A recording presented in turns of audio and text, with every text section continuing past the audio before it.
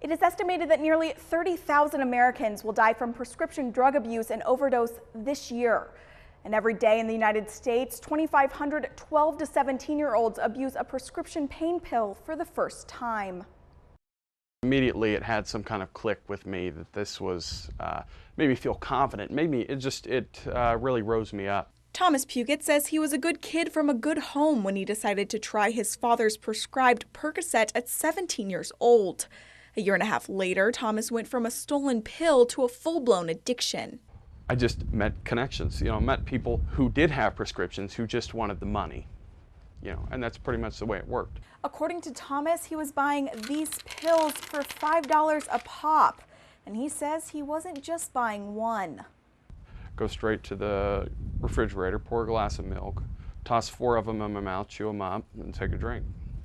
That's how I started my day. That was the first thing I did before anything got on my stomach or anything. Thomas's story is in line with many young people across the nation. Primarily between the ages of 18 to 25 is the huge grouping of youth that are abusing prescription and over-the-counter drugs.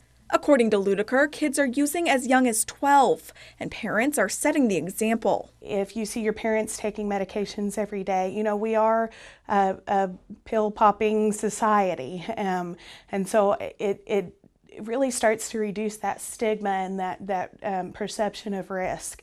Something the resource officer for the Neosho School District sees firsthand. They're so accessible. You can go into your mom's or your grandma's medicine cabinet anytime and get whatever. Thomas says he took up to 8 pills a day, and it wasn't until he was arrested that he finally got help.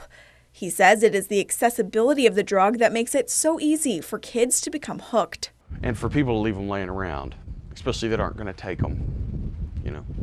If you're not going to take them, you ought to get rid of them, especially if you've got children around. Thomas says keeping pills out of sight would keep it out of the mind for most young people today.